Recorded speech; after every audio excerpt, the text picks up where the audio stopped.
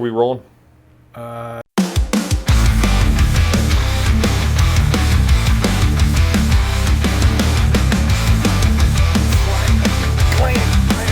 on, Wookie. Cats everywhere. Welcome once again. Who knows what we're talking about today? It's the Shlicketty Cast. Lucky Boys, myself.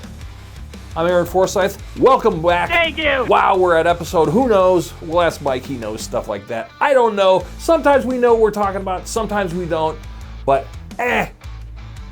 All right, let's do the usual. Look at that. Conversation pieces, thought bubbles. Fuck me. Whew. And we're demonetized. All right.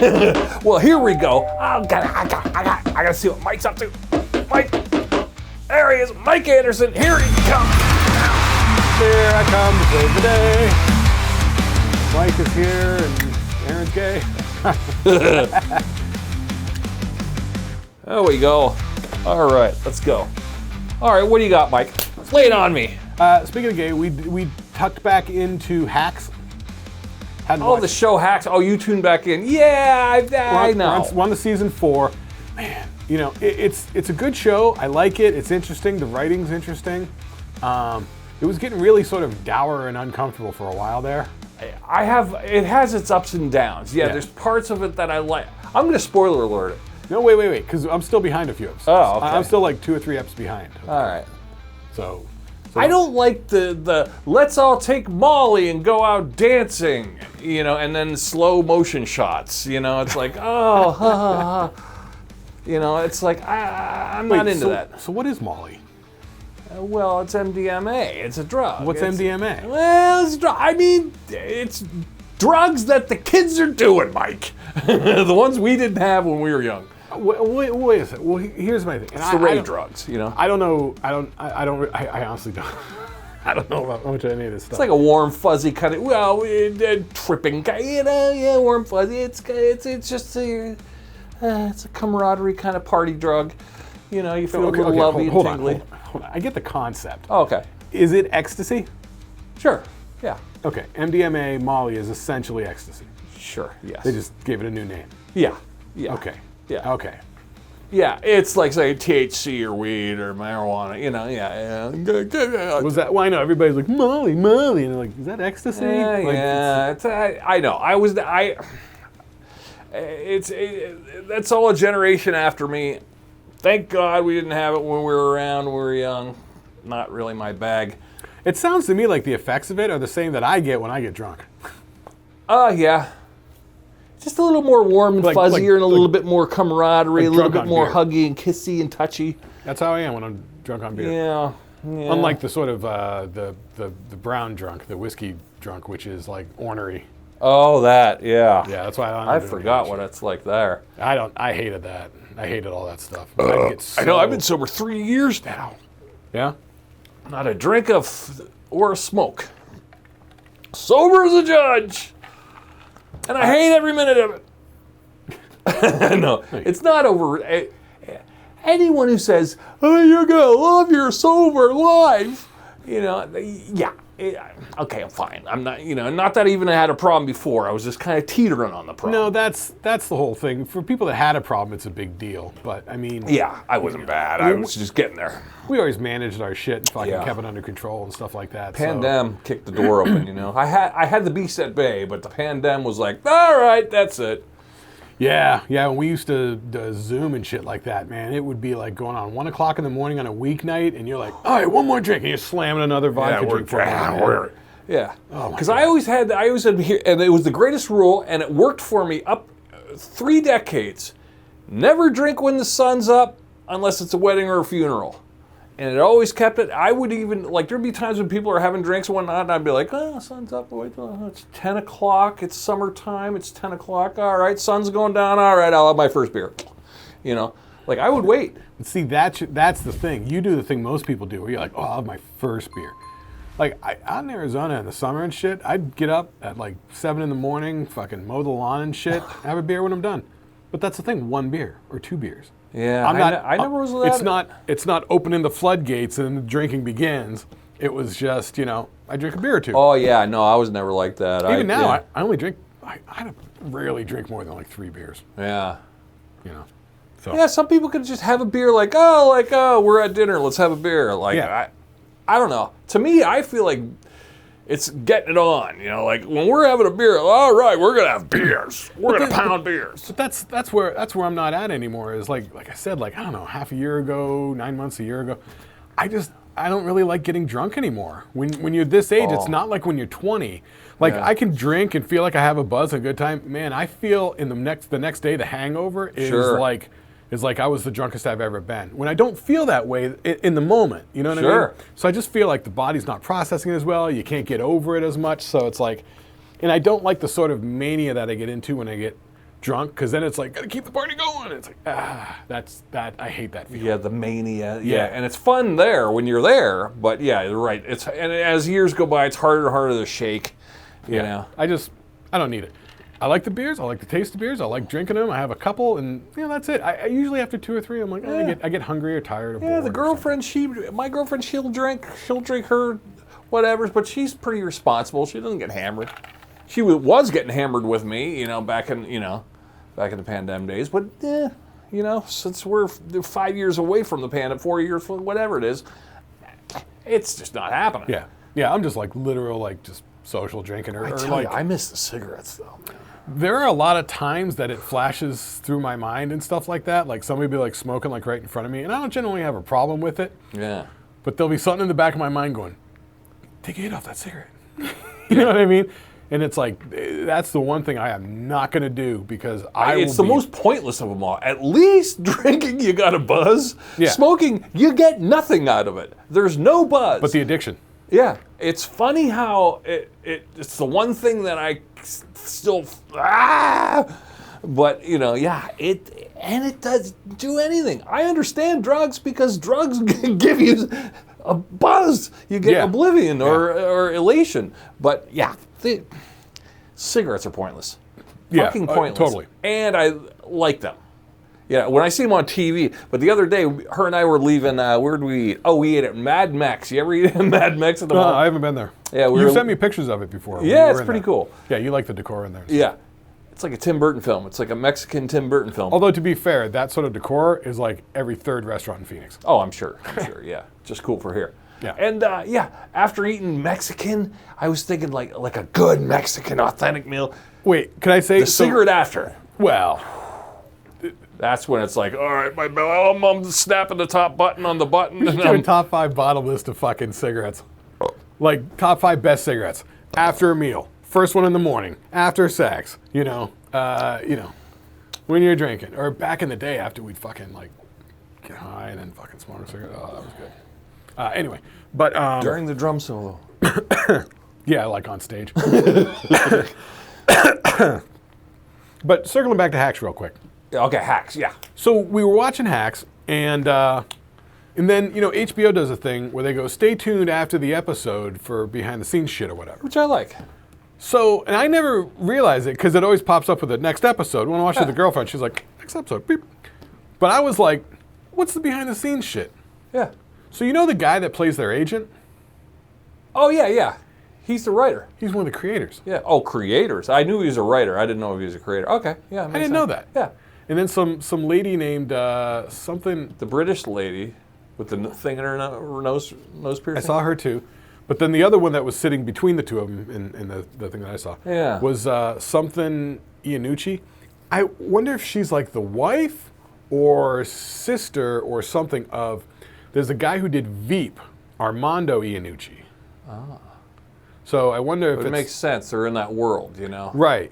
They're in that world. So, but yeah, it's interesting. I love when a show has the behind the scenes, and it doesn't have to be long. It's not even behind the scenes. It's just like the director's intent for this scene. We really wanted to show their dichotomy from the car scene, and then you go, oh, I guess you really nailed it there. That's pretty good. Yeah. The other one I was doing that too was that Winning Time. That basketball one. Have you watched that on HBO? Oh yeah, I did. Not all of it. No, I watched there's only 2 4 seasons. I know. I watched like 4 episodes of one season. I was enjoying it, but I had other things going on. Give it another watch. That's so well done. I mean, the acting, the I want to say, casting. I might have watched the end of season 1. It was kind of, they were in the championship. You know, Yeah, go back and watch it just for shits and giggles. probably like the season for the last 4 episodes. It's so good. And then they do the behind the scenes. They have like a podcast, companion podcasty sort of thing. And it's interesting to talk to the guys. Back to Hacks. Yeah. Back to Hacks. So you like it, Hacks? You like it yeah. this season? I've always liked Hacks. Oh yeah, but this I'm season, surprised it's up to season 4. I thought it was like season 2. I thought they or would have something. axed it by now. I mean, they axed too many good shows. I think they axed that Winning Time. That Winning Time was setting itself up to go like 4 seasons. And at the end of the 2nd season, they just go, this guy turned out to be this guy did that. But you know, where they throw the words up on the screen, you know? It felt very rushed. Yeah, Hacks. Yeah, Hacks is one of those shows where you go like, oh boy, they really wrote themselves out. And what's she going to do next? Right, writing themselves in a corner. Or you could end it there and it'd be all right. I think I've got my fill. But then they come up with a new thing, like this season, how she gets the talk show. You know, Right.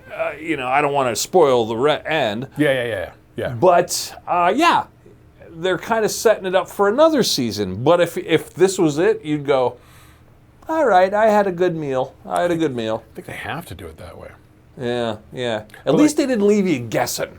Right. You know, they closed it up pretty good, but left the door open. So it's kind of like, you'll feel like by the last episode, you'll be like, I think I'm looking forward to the next season. But it was a good meal. I always do. I enjoy those shows. Like, they're so well done and stuff. I don't like. Well, I do like. I don't know. There's little things. I like Anna Fassbender. Is that her name? Or wait, who's the Hannah Einbinder? Right. Yeah, I like her. She has a comedy special on HBO. Did you watch it? I have not watched it. I have it bookmarked. I'm curious. Curious myself. Super curious. Yeah. Yeah, I like her. I like her character.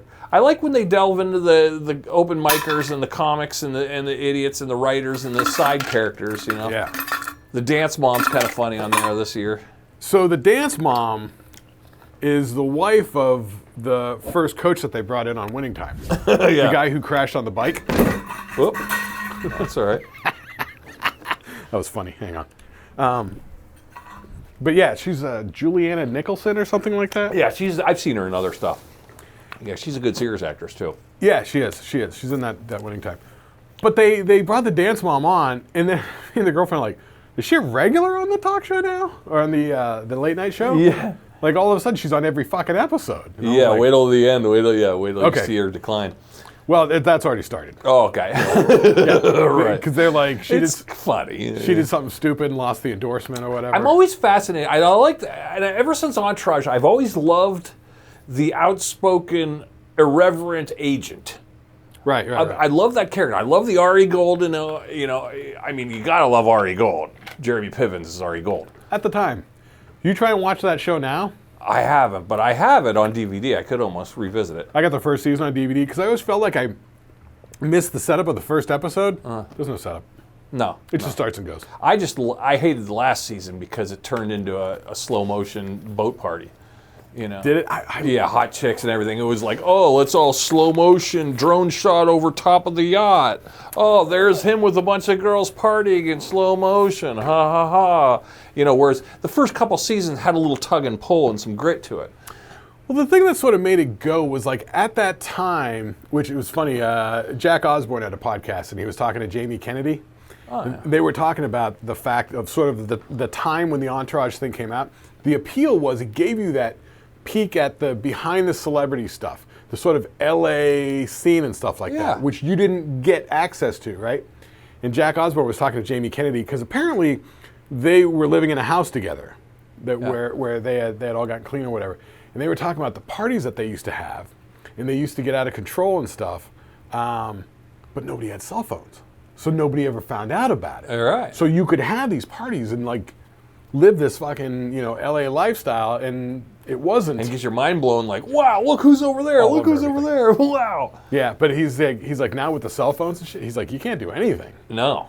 Because it'll turn up on something, and then people get all mad about, the judgment stuff. Anyway. Which is funny how on Hacks, they kind of, that happens to her a lot, you know? I've been noticing the social media kid that's always there with the iPhone on the, yeah, on the he's a gimbal. funny character. Yeah, they don't really delve too much into him, but I He's hope always they just revisit him.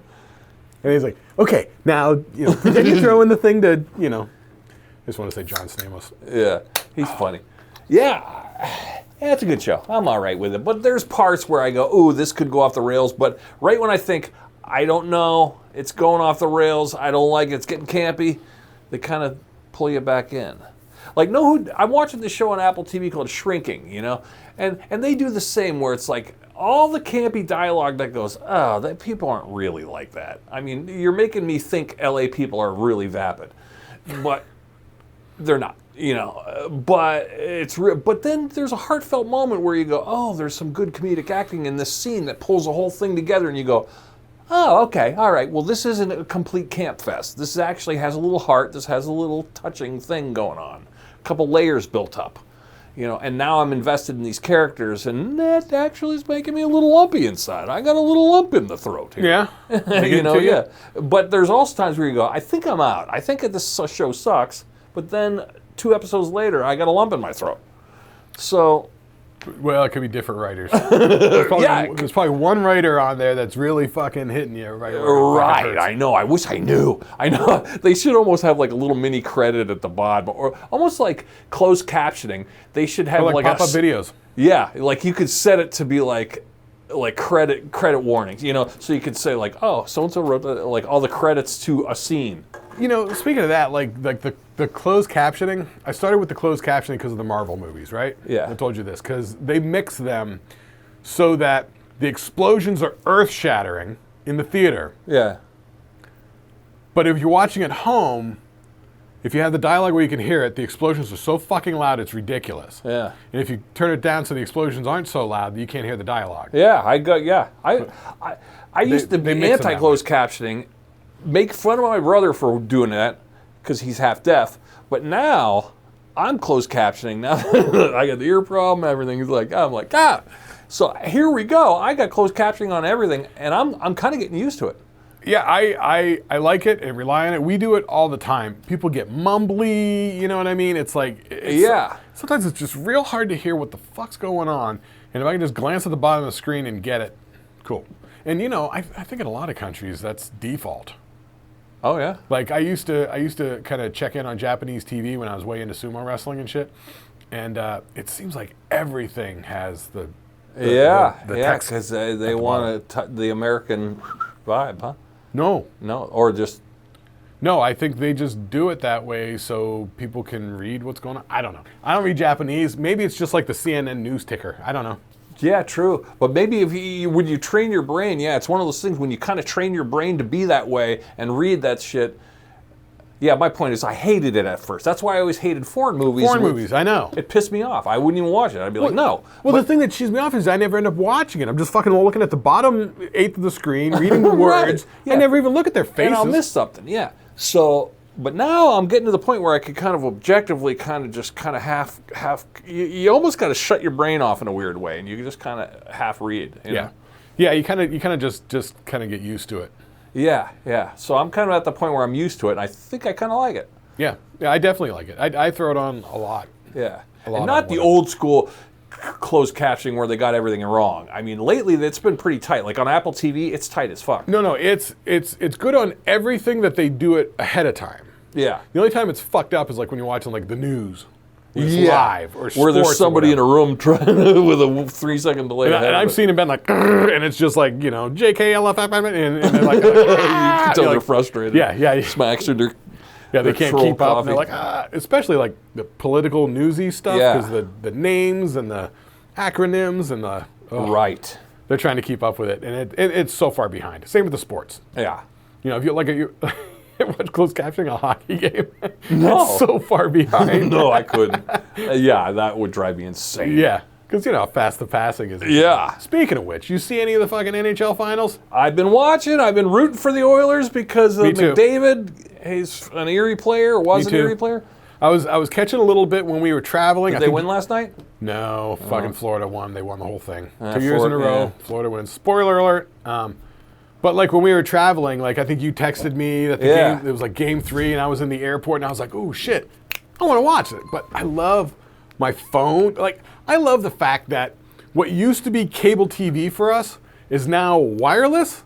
I've got it on my iPad, I got it on my phone. This is true. So I can just sit there in the airport, me and the girlfriend are having a drink, fucking in between flights or whatever, getting a little fucking nosh or whatever, and you go, oh, the fucking hockey game. I'm like, hockey game. Pull out my fucking trusty Samsung fucking little earbuds, you know, pop those in, pull out my fucking phone, pull up, what's it on? Sling TV, HBO, Disney, got them all on my phone. They work just great. That's mind blower when we were kids, but geez, now it's, Because remember, it used to be like, oh, I want to go outside, have a cigarette, do it during the commercials, don't want to miss the show. Now That's it's like, true. Just take it with me. Fuck it. Yeah. And the streaming, it's better than ever, you know. It is. Yeah, even like 5 years ago, it was kind of like, we got glitches, we got shit going on. 8 years ago, no way. 10 years ago, not happening. No, it's been good. Yeah, it's been good lately. It's been good the whole time, honestly. Really? Like, because when I got together with my girlfriend, which was like a long time ago, I was still cable TV guy. And she didn't do TV at all. So I was like, what do we do now? And she's like, this is called Netflix, and here's my iPad. Right. And from then on, iPad right here on my arm, you know, I always have, you know, fucking, if not the Galaxy Buds, because the Galaxy Buds, they fall out sometimes. But my ears are 2 different sizes. So I had to change the ear cups on it. Because the right one will stay in fine.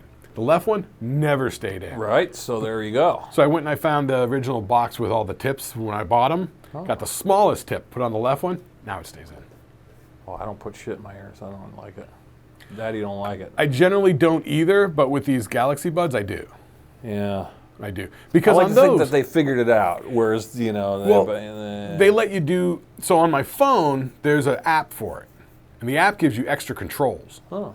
So I can go in there and I can set the pass-through, which is if you have the pass-through off, when you shove them in, it's like passive noise canceling. Could you get into your app and EQ it?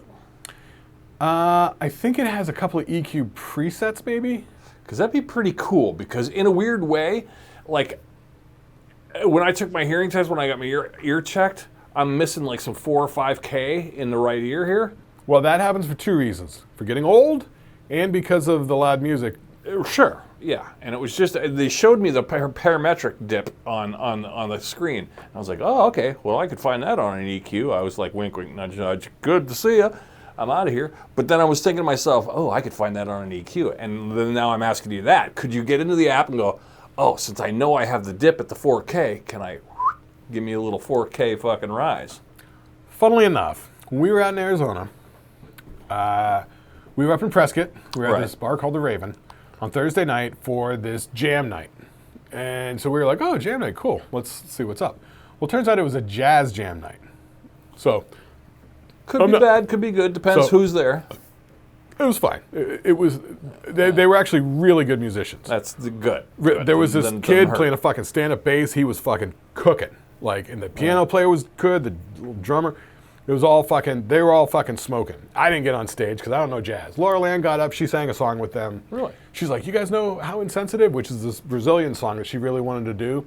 And so for the show, we're playing it with a backing track, and I'm just sort of playing a little lead line or whatever, filling in and stuff like that. Gets us through because it's a weird song, man. I could not get the chord changes. I'm not a jazz player. I'd never heard it before. No, the jazz band know it. Fuck yeah, they all knew it. The bass players playing the changes on the boom doom doo, the root third fifth shit, and fucking walking all over. They were all good. Like, dude, all these musicians in Prescott were really good, and they're all really nice, and they were all really happy to meet us. So, because as we said before, you're the out of town guy. You know, when you're out of town guy, boy, the carpet rolls out. Well, no one likes a townie. Sort of. I mean, it's like fresh blood, new people. Yeah. But we met this guy named Brad, and he was there the Wednesday night that we were there for this sort of open mic sort of thing. And he comes up with, like, you know those MIDI wind instruments, right? Sure. For the horn players or whatever. Yeah, I've seen them. Blow through. Or the But it's MIDI. Right. So, yeah. So the one that he has is actually, it's a synthesizer. Wow. So it's making the tones. Like a melodica. Or like an electronic version. Yeah. So he could, like, on the back, flip it to, he was doing like a marimba sound, saxophone sound, throw it on like a piano sound, whatever shit he had loaded in. So we saw him on Wednesday. We met him on Wednesday, and then he was there at the jam on Thursday. We were there like 4 nights in a row. The places close up early, and then we were talking to him. Turns out the dude is, like you were saying about losing your 5K hearing.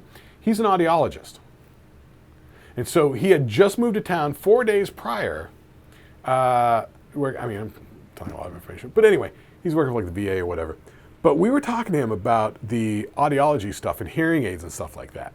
And he's like, him and some other guys, he's like, in the world of audiology, there is a very small percentage that are actual musicians.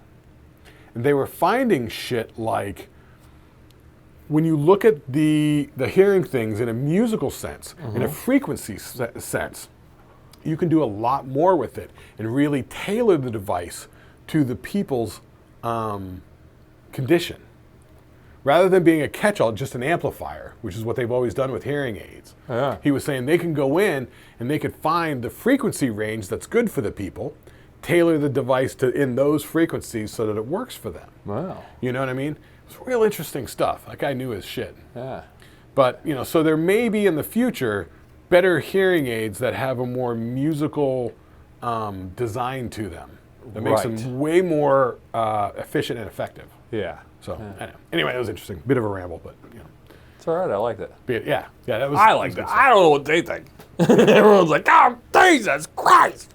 But I'm just saying, there's shit that may be coming down the pipe in the next couple of years where these hearing aids could all and of the a sudden hearing get a lot aids, you better. can't even see a hearing aid. There's people that I know, I find out they're wearing hearing aids. I go, really? I didn't even know. Adam Savage from Mythbusters. Yeah, they're a little tiny. They're hidden in there, yeah. Yeah, he was on one episode, he was talking, he pulled it out, it's one of those little fucking Yeah, tiny so fuckers. it's not, you're not like, you're not going to be all bleh like they used to be.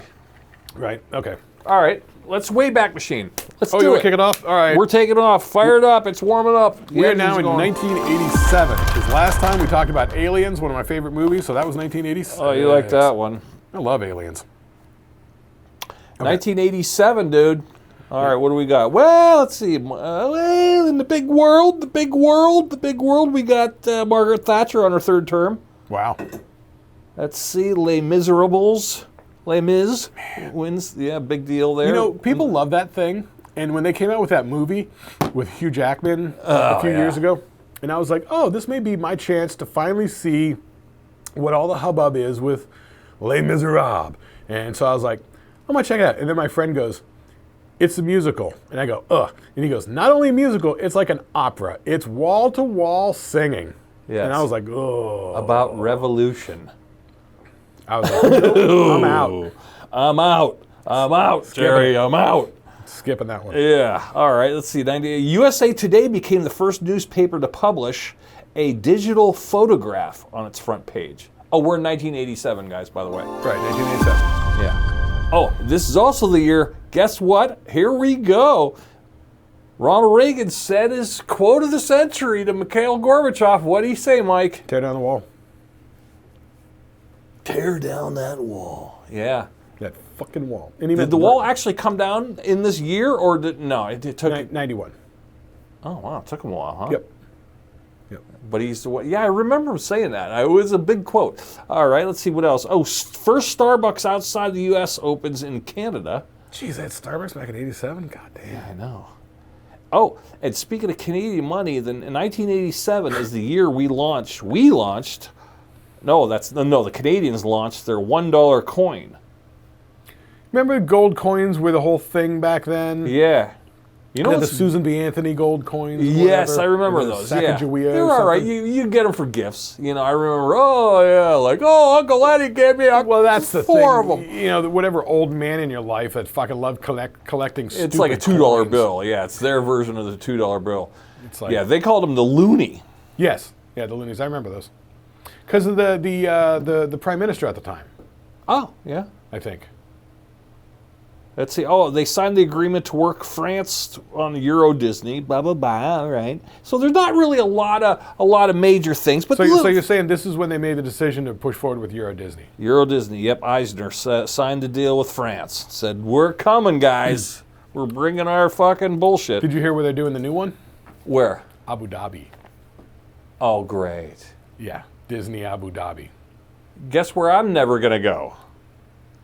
I mean, I don't know about all this Middle East version of, you know. wait a minute. So okay, wait. Yeah, when I think of Song of the South, I'm really thinking Abu Dhabi is going to be the greatest place to have it. Oh, they sweep that one under the rug. I actually saw that in the movie theaters when they did the re-release, Yeah. probably in '87. Yeah, Dumbo in Abu Dhabi. Got a little sidetrack here. Okay. So Adam Ray, Dr. Phil live. I love it. I'm obsessed with it. Yeah, I love watching it's all the fun. episodes. It makes me laugh so hard. Tried to show it to the girlfriend the other day. She did not get it. She goes, didn't get it. She goes, when does this get funny? I'm like, all right, we're out. So I backed it out. But I felt like watching some comedy because I need the laughs. So flipping through, Fortune Feimster's special. Oh yeah, she's great. I like her. She's subtle too. I've heard her on podcasts, gets you when you but least I've never expect seen it. her stand-up stuff. Yeah. But the girlfriend was digging that.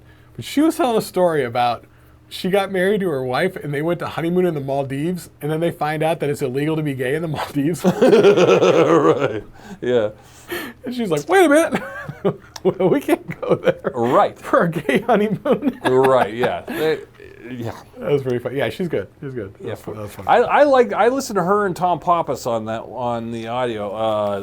Do they do a podcast together? Oh or yeah, is she they've just been on for here? years. Yeah, it's on Sirius. But they have a show that they do together? Mm-hmm. Yeah. I just And started. them two play off each other real good. Her and Tom Pappas, as far as just their voices, they're real good on audio. I've never yeah? seen a video of it, but yeah, it's audio. I recently started delving into the We Might Be Drunks.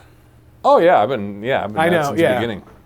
I'm new to Sam Morril. I know Mark Norman from being around and stuff, and from what was the Ryan Sickler one, where Yeah. they come on and tell their backstories and stuff. Yeah. It's a good podcast. Although I haven't been listening to Sickler stuff lately. Oh yeah, I have. Yeah. I usually watch it by the week. But anyway. It's fun. But yeah, so I thought that was interesting. The Fortune Feimster one. Anyway, If- back to 1987. Let's go. Let's fire up that machine. What we got? Okay, wait. TV. Do you want to go music first? TV. Tell you what, let's blow through TV. I haven't even looked at the TV Oh list. yeah, I could tell you some shit fucking went down. I have a whole list. Let me see. Yeah. Okay, here's the television programs. Okay, so from where we left off last time, sitcoms had started taking over. I think sitcoms are starting to be the dominant force here, other than on CBS. We got some debuts here. What do you got for debuts? Oh, Star Trek: The Next Generation debuted. No shit. Well, let's not leave out Full House, Married with Children, and then the 48 appearances of The Simpsons on the Tracy Ullman Show. So that started in 87. Yes. Right, so 3 years before they got their own show. Yeah. Yeah. You know, the interesting thing is that there's so much stuff that comes out in 87 that I was surprised when looking at it in all angles. Like some stuff I was like, holy shit, this late in the game is when Yeah. these guys just showed up. And then there was some shit that I was like, wow, way back then this shit showed up. Well, we got some more. Now I said Star Trek: The Next Generation. Well, it 21 Jump Street. was Fox. Yeah, because Fox is cooking. That's why we got Married with Children. We got 21 Jump Street. Let's see. Bold and the Beautiful came out. Remember that Yeah. soap opera? Yeah. Different World. Right. I'd never watched that one. Jake and the Fat Man. Right. Okay, so now you're starting to just wander here. Okay, let's go down this real quick. TV shows, right off the bat, top 4. NBC is dominating Oh, yeah. with sitcoms. CBS is doing their old people shit. ABC is only getting a couple of things kicking. So we'll go down this real quick. NBC sitcoms. Number 1, Cosby Show. Still. Killing it. Juggernaut. They built the Thursday night around it. They did. That, you know, the thing about Thursday nights on NBC that later became the Seinfeld, the Friends, Must-See TV. That was all the Thursdays, started with Cosby Show. Cheers was struggling, you know. Cosby Show drew people to it. They put Cheers on the night on the Thursday. That gained an audience. Then they moved Cheers to like Tuesdays. Then they had Tuesday Solid with that. And then, so Cosby Show, Different World, which is a spin-off from Cosby Show. Yeah. Cheers, like I said. Golden Girls. Yeah. That was from NBC last is week. tearing it up. Then we got ABC gets a couple. Growing Pains and Who's the Boss. Now this was We their talked about this last week. Weren't This- they in last year's? this was their Friday night. Oh. Yeah. I didn't go through the list and parse it for just the new shows, but ABC started developing that Friday night. Right.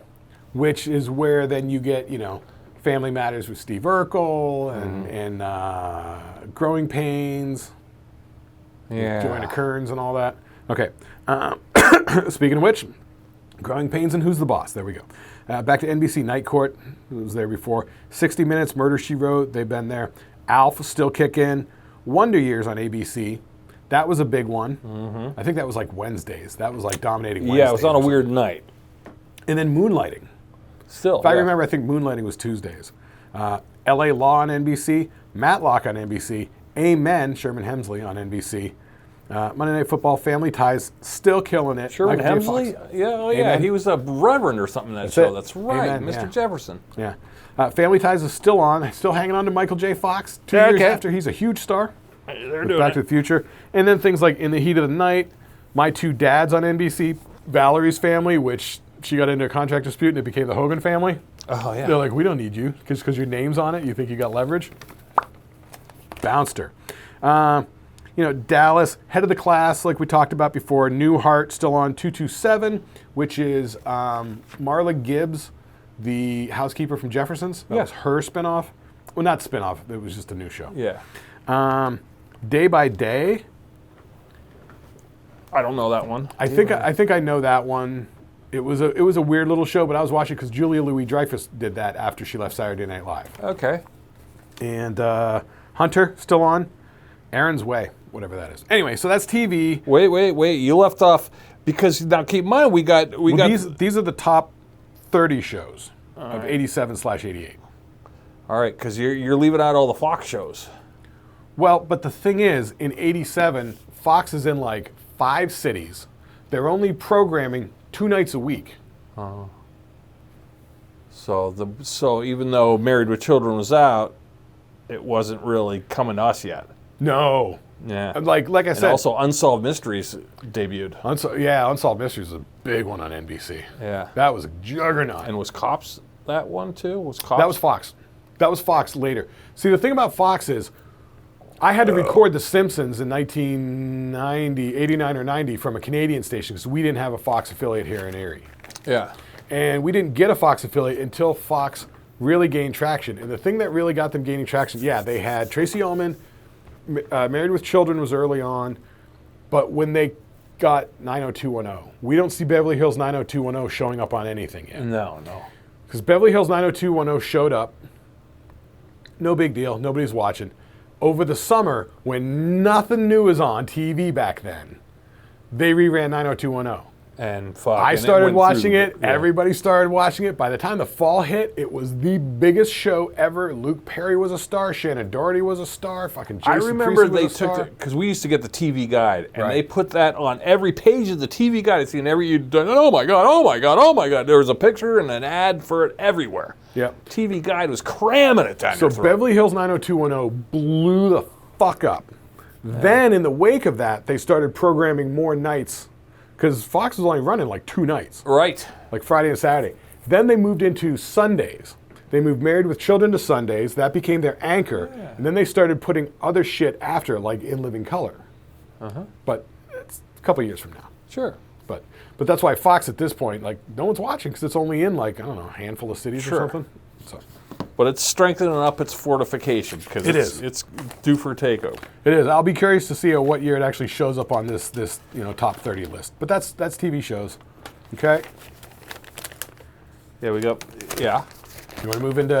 Yeah. Do you consider sports TV? Well, I mean, there's stuff here on the list like Monday Night Football. Yeah, I mean that's CBS Sunday Night Movie still is a thing. You know what I mean? But those have been on this list the entire time. The perennials. Yeah, I got minor sports things just in between stuff. Just Sugar Ray Leonard was a big deal. He defeated Marvin Hagler. But the big thing was WrestleMania 3.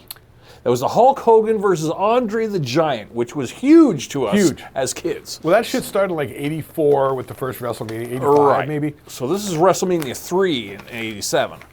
But so Andre the Giant. It's getting so big. I remember it was a roll of the dice on Saturday night whether you get to see Saturday Night Live. Here in Erie, they would preempt it and show the wrestling. Right. And I'd be like, rah! Yeah. I love the Saturday Night Live. All right. You want to move on to some music real quick? Let's do it. All right, so like you said last time, it makes more sense to stop looking at the singles from the Billboard charts, which is radio-centered.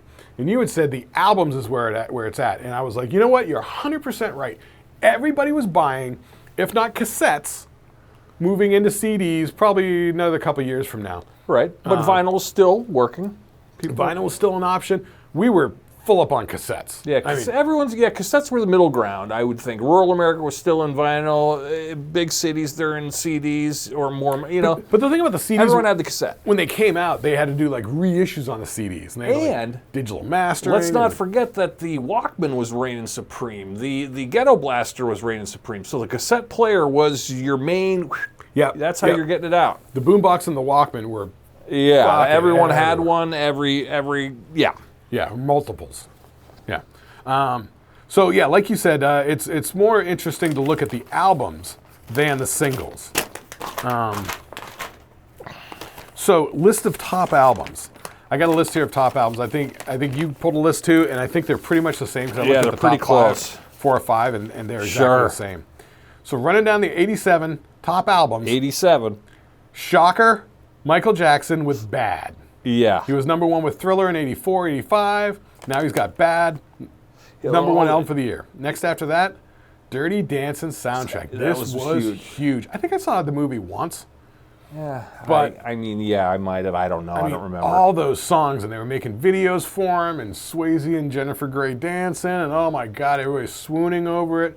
I'm sure it's great. It's not my cup of tea, but man, they were cranking out hits off that thing. Here's the one that spoke to us, though, my number 3, or this number 3 on this list. So 30 million copies. What was it, Mike? Appetite for Destruction. Guns N' Roses, the game changer. Like, when that first came out and I first saw Welcome to the Jungle on MTV, when it gets to that break where it's like, I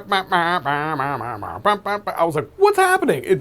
It was such a weird shift. From the and us as metalheads, like we were dealing with, guys, if you don't know, there's like the glam hair metal, and then there's like the ballads. Barely yet. Yeah, but you had the Bon Jovis and the weird hair things that were popping up that you'd go, are they a hair band or there wasn't much. I mean, honestly, dude, at this point in 87, there wasn't much of the hair band stuff.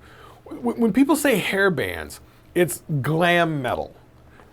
The hair metal is Poison, Winger, Warrant, Slaughter. These are hair bands. Sure. Metallica, Megadeth, Slayer are not. No, they're like the thrash Anthrax bands. Is not a hair metal band. But my point was going to be... All metal from the 80s is not hair metal. But my point was going to be is we all could agree we all like Guns N' Roses. You know what I mean? It was the weird middle ground between... And punk rockers liked it too because it was gritty and drinky and party. But the chicks liked it. Dudes like... It hit all marks as far as metalheads and rockers and girls and guys, you know. Like, if you had a party... Everyone would agree, pop on the Guns N' Roses, it's going to work, it rocked. Well, it's like that album. Like when we were 13, 14, like you pop on a Van Halen album, nobody complains.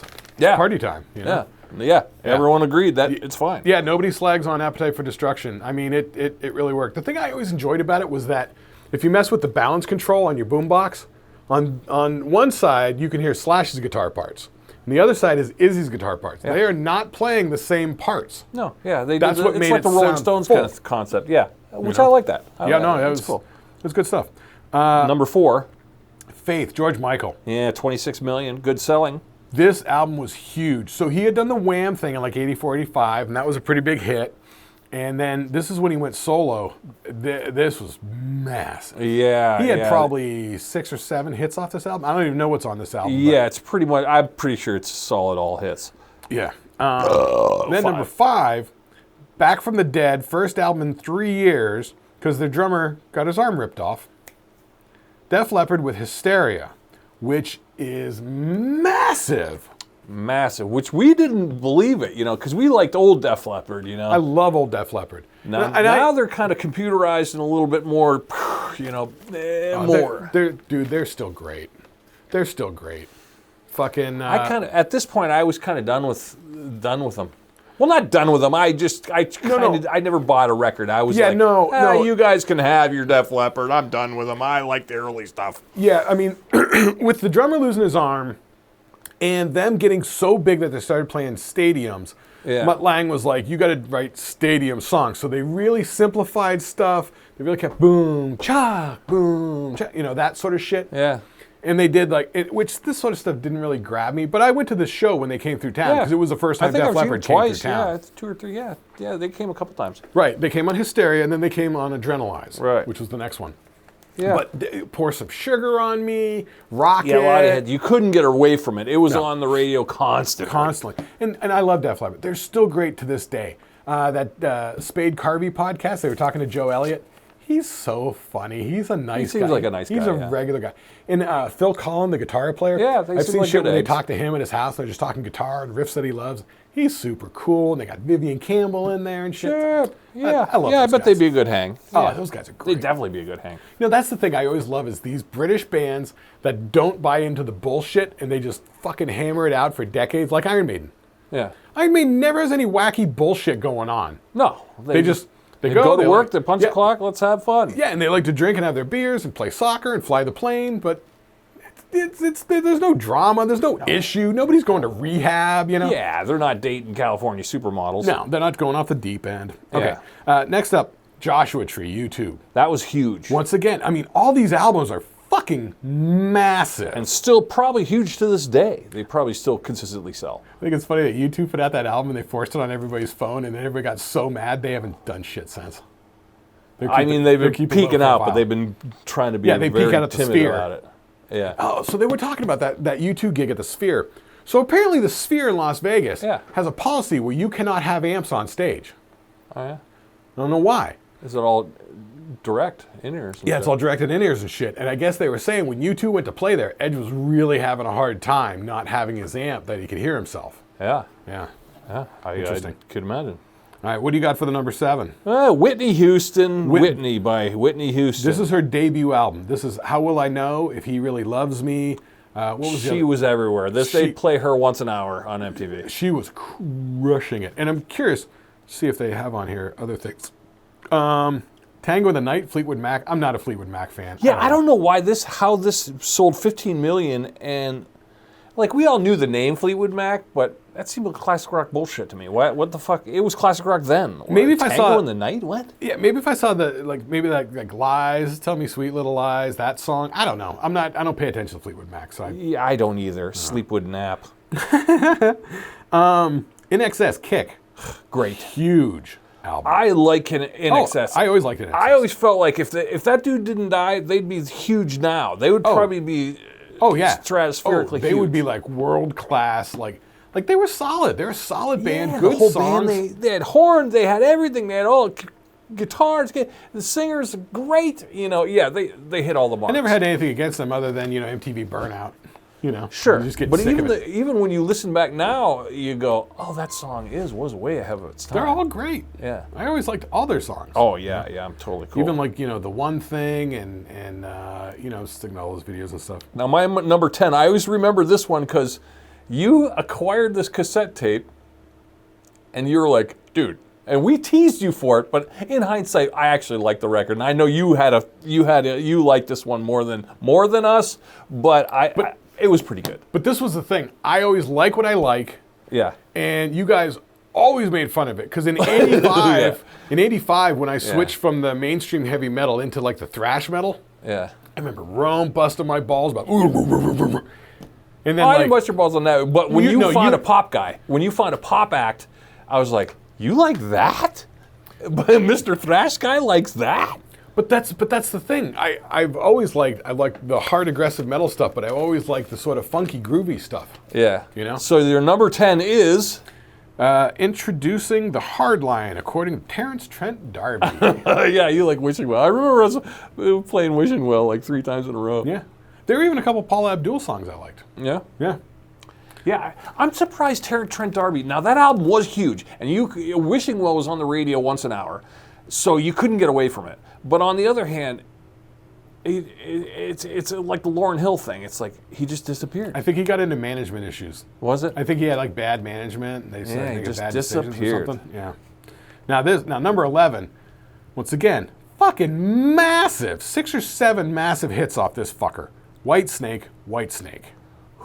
Yeah, yeah.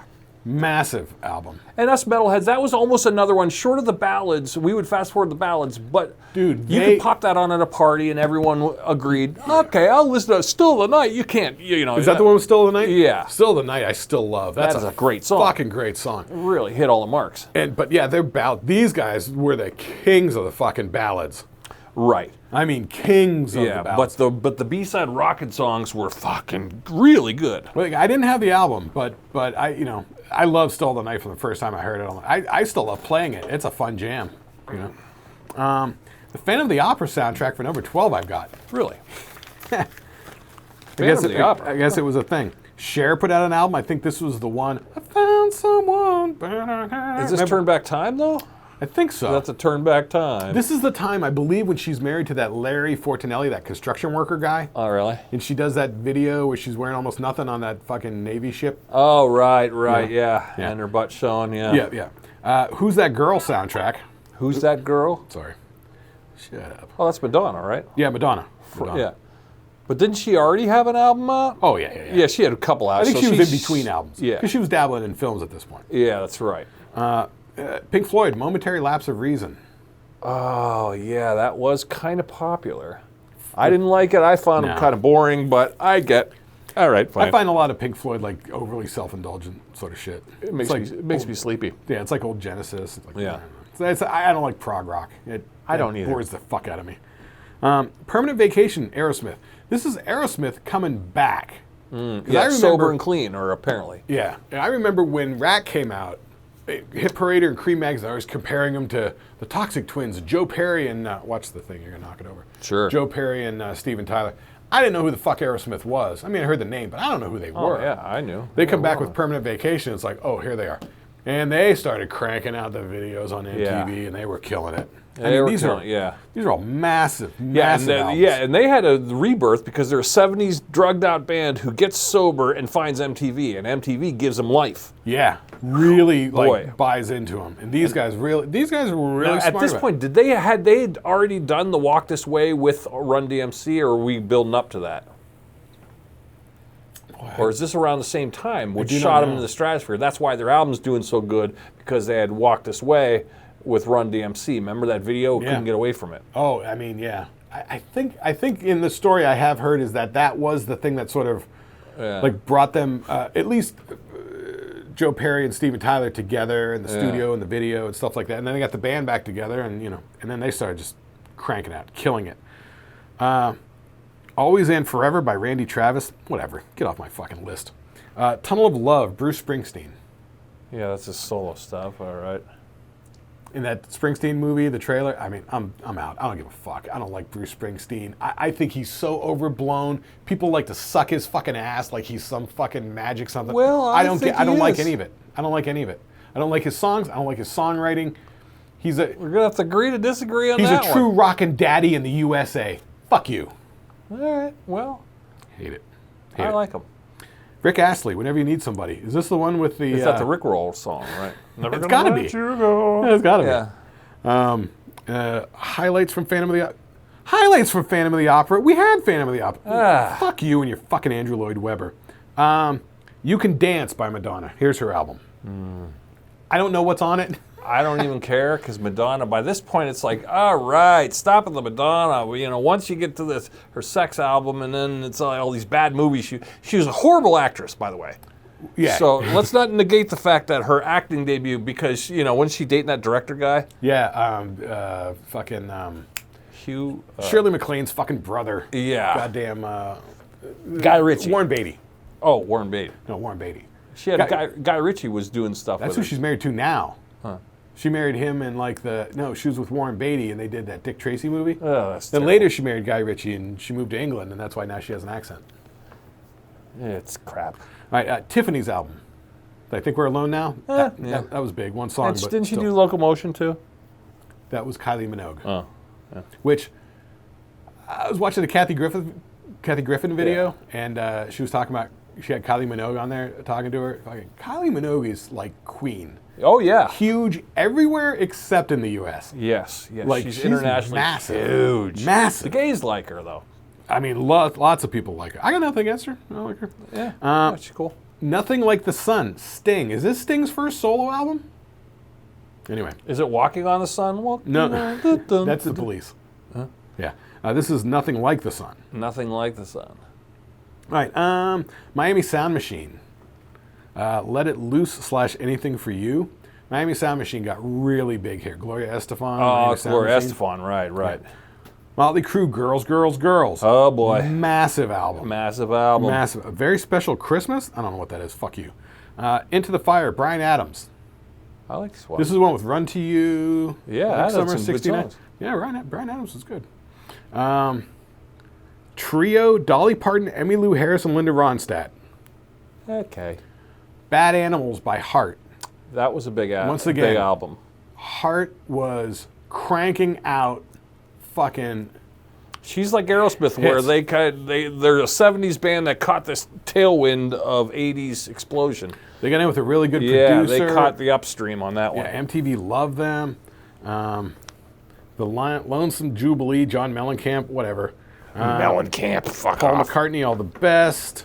Enya, the Celts. Okay, so we're out of the massive stuff. Now we're into like All Reba right. McEntire, Greatest Hits, Richard Marx, Keith Sweat, Elvis Presley, Reissue, George Strait. We're pretty much out. Let me just see if there's anything. Oh, Jusha. Remember Jusha? What's Zhuzha?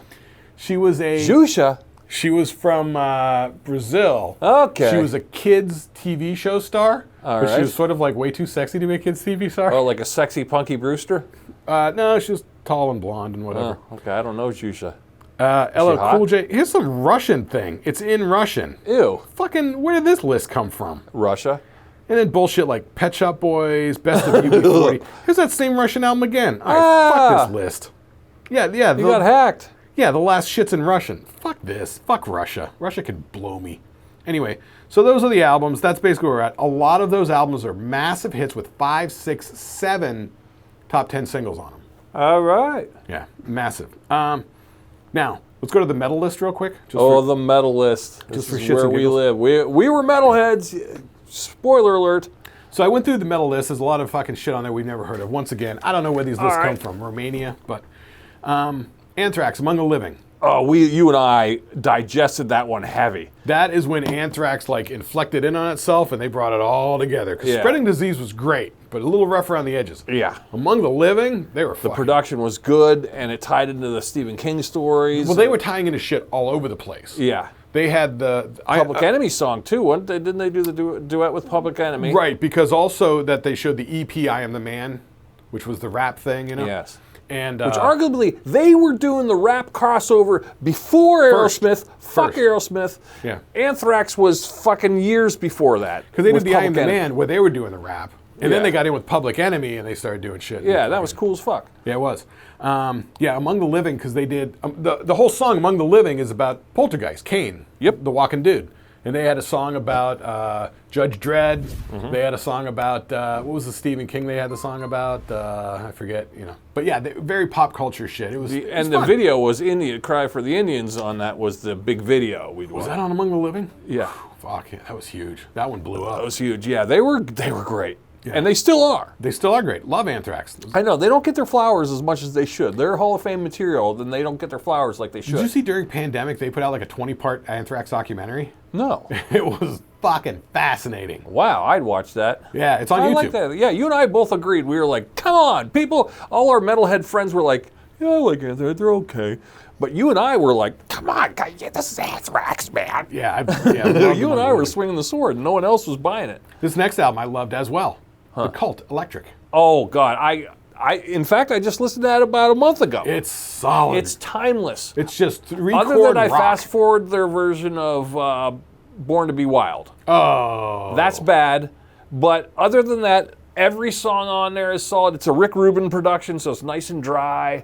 Not a lot of frills. It's just live. Yeah. You know. There's a lot of that 80s stuff. The reverb on the snare, they're Yeah, but this wasn't. This States was it. dry. It sounded like you're in a muffled room with them jamming. and they're like 3-chord rocker. It's fucking solid. Yeah, when I you remember- hear like Outlaw and Badfinger and fucking no, Peace Dog. not Badfinger. Bad Fun. Bad Fun. It was like first or second song, side 2. I love Yeah. that song. I They used had to a lot of jam good that. ones. That Cult Electric. You want to listen to that, kids. That one is that was 87, and to this day will still rock your socks off and sound good in your stereo. I guarantee you. And the drummer then went on to join Guns N' Roses after they kicked out Steven Adler. Next up, Dirty Looks, I Want More.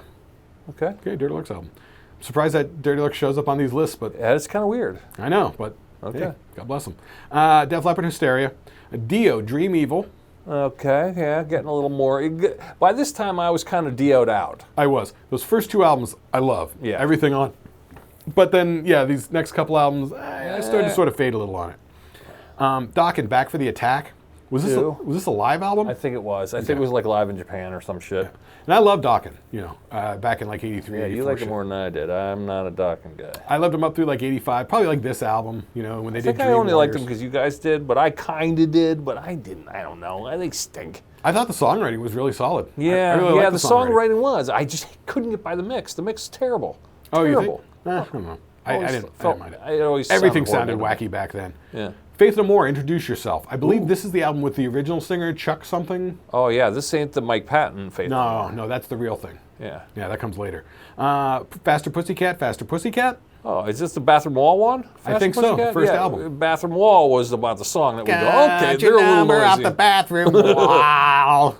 Yeah, there was sleaze rock. It was the beginning of Dude, sleaze rock. Because sleaze- Guns N' Roses was hitting it, so all these sleaze rock bands are kind of like on their coattails. Yep, sleaze rock was a fucking thing. And if you think hair metal was the 80s, it was sleaze rock. Yes. Hair metal was the last couple of years of the 80s. Yeah, that was the pussification or the gentrification. Yeah, if the you will. watering down of it. Yeah, the watering down. But the sleaze rock was the Guns N' Roses, and you had bands. Yeah. Faster Pussycat, like all these. Yeah, I mean, it wasn't my jam, so I don't know. I can't think of the names, but it was. Yeah, I like the idea. It's just they weren't very good. You like Bullet Boys? Bullet Boys is a sleaze rock band. True, but they were good. Yeah, I like those guys. Which they're not out yet. Fraley's Comet.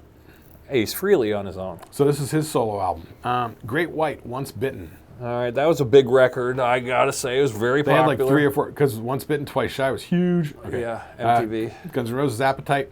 King Diamond, Abigail.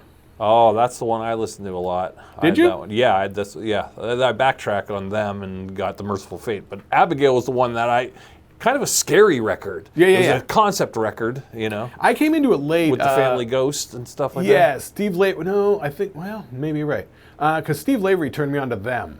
Yeah. And I got into that Them album. And I still kind of love those jams and shit, like Invisible Guests and shit like that. Yeah. But Abigail was the first one where they started this whole story. Yeah. So when I got into Them, I'm like, pushing grandma down the stairs, I don't get it.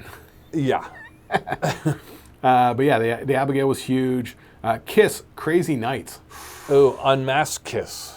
Well, they've been unmasked since Lick It Up in '83. Yeah, well, how about they could kiss my ass? They Yeah, stink. I don't remember much off this album except for the song Crazy, Crazy, Crazy, Crazy Nights. It's like, oh, shut up. I fast forwarded that. Yeah, to come on MTV and be like, all right, I'm having a smoke. This stinks. I know I'm coming outta up soon is the Animalize album. I think we saw them on that tour. Yeah. The girls we were going out with at the time wanted to go. Yeah, and I think you and I just had cigarettes in the hallway. Well, No. We watched the show and we weren't into it. But then like half an hour into it, you're like, oh, this is Kiss.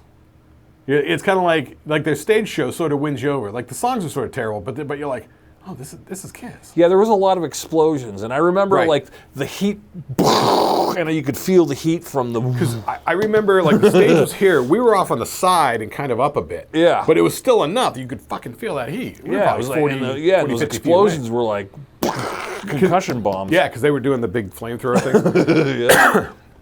Okay, and then Metallica, 598 Garage. Oh Garage Days yeah, this is Revisited. arguably on cassette sounded great. This is my favorite because now we got Newstead. Newstead We came got a in. new bass player because last year, Cliff Burton. Cliff Burton, yeah. Got thrown. Molly Cruz, Girls, Girls. That's Huge. big. Ozzy album tribute. This was the Randy Rhoads live stuff. Oh yeah, okay.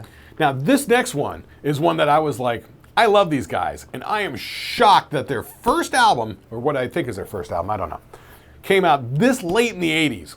I would have put this album at like 80-45. Overkill. Oh, you like the Overkill. Dude. Yeah. I like Dee Dee Verni's bass sound though. Overkill is, like, so there's 4 or 5 bands that I fucking loved that are fucking killer All right. bands All with right. terrible singers. Yeah, he was a little. He sounded like a chihuahua to me. Yeah, he kind of did. But the band, especially these first three or four albums with, so the singer was Bobby Blitz and there was Dee Dee Verney on bass, who have you noticed on YouTube, he's getting his recognition now. Oh, finally? Yeah. So people are like, he invented clang bass. Oh, did he? Which Good. he did. Good for him. He did. Yeah, a nice clanging bass. Oh, yeah. Oh, it was... It sounded like he had a metal pick on like piano strings. Kang, kang, kang, Yeah, kang, kang. it I was loved it. I loved it. Such a fucking mean sound. It was Yeah. great. And then they had that guitar player, Bobby Gustafson, who you never saw his face, just the long hair, always wearing black, big fucking sweatbands up to here with the big white Explorer. And then Sid Falk was the drummer. People liked them to a certain degree, but I don't know if they didn't really catch. Maybe, I mean, the Hello from the Gutter kind of caught on a little bit. And that was like the third album or whatever. Yeah. But this is taking over. This is the first song I heard off this was, I was riding around with Grignell and a friend of his who had this Camaro with a massive sound system. We're driving around, all fucking stoned. And they put on Wrecking Crew. Oh, I remember that. Which is just like, it's just like double bass. Yeah, that was their Fast as a Shark song, their double bass. I was like, holy shit, what is this? I was fucking into Overkill. But yeah, taking over, I can't believe it's as late as 87 because they cranked out an album a year. Because next is going to be Under the Influence, which I love. They were killing it on Under the Influence. And then Years of Decay. I love Years of Decay. Oh, so good. I love Overkill. Okay, Satriani, Surfing with the Alien. So this is Joe Satriani's first solo album. It was. I do believe. Had hair then. Did he? I was never into the guitar player shredder guys. No, I was aware he was there. That one made me mad because it's like, you're surfing with the alien. That's so dumb. And then you put the Silver Surfer from Marvel Comics as your cover. I was like, that's just not cool. Yeah. But he's good. He's good. Yeah, no, he was great. Yeah. I mean, Sabotage, Hall of the Mountain King. Oh, yeah. Me and my brother liked that one a lot. We had that on vinyl. It was like a concept album, no? Loosely. Or at least the first side felt like it. It felt like it, yeah. I got into that album. The Hall of the Mountain King was the song. That was great. Yeah. And I remember the vinyl of that, looking at it like, wow, the vinyl had cool pictures, good art, had the metal art. Like, you're like, all right, this one's good. I got turned on to them because I was at the mall and I went out to smoke with somebody in their car and they put on Power of the Night. And I was like, oh, this is a cool jam. I was like an album before. Anyway, my brother had Sabotage albums. Suicidal Tendencies, Join the Army. I think this might have been... Yeah, they were kind of more punk rocky kind of feeling. Yeah, they're like Latino punk rock. So, in our world, it was kind of like, all right. Like, was this the album with like Trip of the Brain and stuff like that? I think so. The one, and they had the video with the Pepsi. You're right. That's institutionalized. Right, I want the Pepsi, yeah. All I wanted was a Pepsi. If you haven't heard Suicidal Tendencies institutionalized, go fucking listen to that shit. Testament, The Legacy. We like this one. Disciples of the Watch, Obey. No, that's not this one. Oh, that's not this one? No, this is the Legacy, I believe, is the album before that. You're thinking of like the New Order. New Order, that was the one you and I wore out. That had fucking Over the Wall, fucking... Disciples of the Watch, I remember being one of my favorite songs. And then, Into the Pit. Into the Pit. I had downloaded an MP3 version of Into the Pit that they did live at one of those San Francisco places. Brutal. We liked it. We liked it. Into the fucking pit. This is a metal edition of the show today. White Lion Pride. Yeah, it's a big record. All right. This starts to get hair metal-y. But these guys were solid. They weren't frou-frou hair metal. Like, they're good. That Vito Bratta is a killer his guitar player. leads were very good, yes. Yeah. Yes. And the singer was pretty good. They were pretty boy stuff and doing quasi-ballady stuff, but they still had chops and they were respectable. And then White Snake. Okay. Yeah. Which we already did. Okay, so that's that for the music on the fucking 80s shit. Boy, we have a metal leaning episode today. Well, no, we always do the metal list. I know, but today we got a little extra animated over it. Wait till we get to our our top 10 bottom list. Hell yeah. All right, cool. Because I don't know what it is. All right, let's blow through the movies real quick. Top movies of 1987. We got to blow through this one. Yep, this one's going real fast. All right. All right, number one movie, Beverly Hills Cop 2. Everybody loved the first one, which was 2 years prior. Yeah. And now they're coming back with it. Number two, Fatal Attraction. Big movie for 87. Is that Sharon Stone? Nope. This is Glenn Close, Ann Archer, and Michael Douglas. Oh, yeah, that's right. Okay. Ann Archer and Michael Douglas are married. Glenn Close he has an affair with, and then she starts stalking him. She kills the pet rabbit. I was thinking of Sharon Stone when she shows her clam. What was that one? That is in...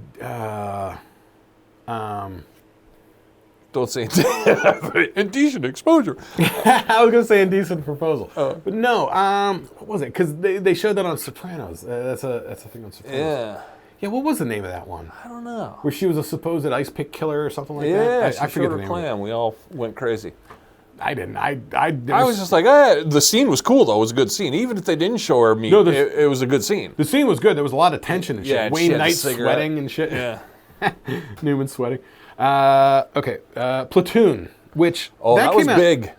Yeah, that came out in 86. Oh, December 16th, 86. So it came out December 86. Yeah, so probably the next year in 88 when we do it, or... This is 87, so it's hitting right now here. Yeah, it's number 5. Or, no, number 3. Number 3 we hadn't movie. had a big war movie, a serious war movie on the charts for a while. You know, the scene was about to have one because there were all those old boomer versions that were all kind of lame. The Braddock stuff with Chuck Norris. So we need a little realism. You know, no one's done it right since Apocalypse Now. So speaking of realism, 3 Men and a Baby. Yeah. Oh, that's a movie. Yeah. You remember that one? Yeah. Who's on that one? Tom Gutenberg? Selleck, the Goots, and Gutenberg. Ted Danson. Ted Danson. See, once again, the world needed Gutenberg, and Gutenberg didn't deliver for us. Can I tell you a quick Gutenberg story? So I was just listening to that They Might Be Drunk podcast with Mark Norman and Sam Morrell. They're talking to David Spade. Yeah. David Spade's talking about one time he met Steve Gutenberg, who apparently is a really nice guy, really fun guy. So Gutenberg and Spade went on a double date with their dates to see some concert, some band. And he goes, the whole night, Spade's like, my date is completely macking on Gutenberg. Because he's so charming in real life that he's like, my chick's, but he's like, Gutenberg was cool. He was like, no, you know what I mean? Wow. So yeah, interesting. Goot's got game. Wow. Even still, I don't know why. I mean, he's personable, he's fun. A huge star. He was a huge star. He was a huge star. He should be, I mean, at least show up at a Comic-Con or something like that. Maybe he does. I don't know. I don't know what he does. Next up, The Untouchables. Remember that? The Robert De Niro one, the gangster I don't know 1920s it, one? but I know of it. Kevin, who's the... Sorkin? You mean Kevin Sorbo? Kevin Sorbo. Hercules. Which, that was when Star Trek started. First run syndication. No, never mind. I'm not even getting into it. People don't even know TV. Secret of My Success. Don't know that Michael one. J. Fox. I don't know that one. This was the other movie other than Ferris Bueller's Day Off that used that yellow song. Bow, bow. Yeah, or as they call it on It's Always Sunny in Philadelphia, Day Bow Bow. Hey, bow, bow. I love It's Always Sunny. Okay, Stakeout. Emilio Estevez and Richard Dreyfuss. I saw this in the theater. It's terrible. It made money. I don't know why. Lethal Weapon. The first Lethal Weapon came out. Ooh. That was huge. Yeah. This came out, March 6th, 87. Yeah. That was big money. Everybody liked that one. Witches of Eastwick. Oh, yeah, Bette Midler again. Michelle Pfeiffer, Cher, Nicholson. Yeah. Predator. 87. Oh, wow. Okay. Yep. Dragnet. Oh, that Remember that stunk. made our list of bad movies made after TV shows? Yeah, that was bad. That was bad. That was very bad. And then not saw that only one the in the theater, video too. where they did the Dragnet rap. That was bad. Dirty Dancing, number 10 for the, or 12 for the year, but Maybe number it 2 started on the late. soundtracks. Wow, that's kind of weird, where the soundtrack and the music eclipses the movie. But it goes to show. Footloose is kind of the same way. Yeah, it goes to show how powerful they were at marketing these soundtracks. They did it with Flashdance, they did it with Footloose, they did it with Top Gun, they're continuing on with Dirty Dancing. Sure. It was impressive. La Bamba, remember that movie? Well, the Richie Valens story. Richie Valens story. That was a good movie. Yeah. I like Isai Morales has his brother who knows nothing, but he's like, I'll help you do whatever. I need a drummer. I'll play drums. He doesn't know how to play drums when he's playing drums. All right. RoboCop. Oh, yeah. It was sort of like a cheesy action movie, but the violence Conceptually, was graphic. it was exceptionally violent It was dark. and kind of cool concept. I like the idea of the RoboCop. Yeah, it was cool because it was so like gritty and like realism and sort of nihilistic. It was sort of fun. Yeah. Because a lot of things were really glossy in the 80s. Outrageous Fortune. This is Bette Midler. I don't know. Man, she's killing it the past few years. Her Yeah. agent's happy with her. Yeah. Living Daylights. James Bond. Timothy Oh, Dalton. okay. Yeah, who was the James Bond in this one? Timothy Dalton. Oh, yeah, I don't know the Timothy Dalton ones. I've never seen a Timothy Dalton James Bond movie. Yeah, they're not that great. I would assume not. Yeah. This is the one that Aha did the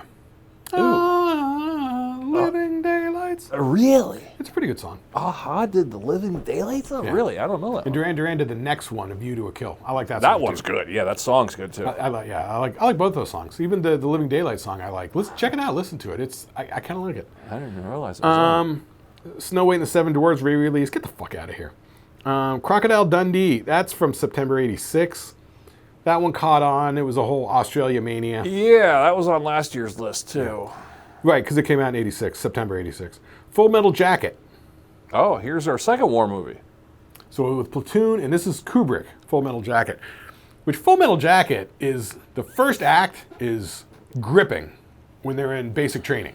Yeah. Vincent D'Onofrio as fucking Gomer Pyle is like, Yeah. wow. But then when they get in country, I sort of lose it. Right? Nightmare on Elm Street 3, Dream Warriors. Oh, Dawkins does a soundtrack. Dawkins has a second life. No more. Okay, Bruce Willis's first movie, I believe, Blind Date, him and Kim Basinger. Okay. Yeah. Roxanne, the Steve Martin one. Oh, yeah, de Bergerac, Cyrano de Cyrano de Bergerac. Bergerac. Yeah. Update. Yeah. Planes, Trains, and Automobiles. Gotta love that. November '87. That came out in November of '87, November 25th. Thanksgiving that came out, and it's number 23 on the list. Wow, and it's still to this day a Thanksgiving Classic. Oh, yeah. Spaceballs Oh, Spaceballs. came out in '87. I hear they're making a part 2. Part 2. Yeah, they're going to do a part 2. Yeah, and what's his name? He's like 98 now. Yeah, He's going to get on the yogurt suit, apparently. he is. Yeah. Yeah, and apparently Josh Gad is pushing the whole thing through. Oh, good. Good He's for executive Josh Gad. producing. Yeah, he's got gravitas. Yeah. Mannequin. This was huge. Oh, yeah. Andrew McCarthy and Meshack Taylor from Designing Women, and what's her face from Sex and the City, Kim Cattrall. Yeah. Yeah, I know. Talk about massive. This came out December 18th, '87, and it's number 26. Eddie Murphy Raw. Eddie Murphy's stand-up comedy movie, Raw. Yeah.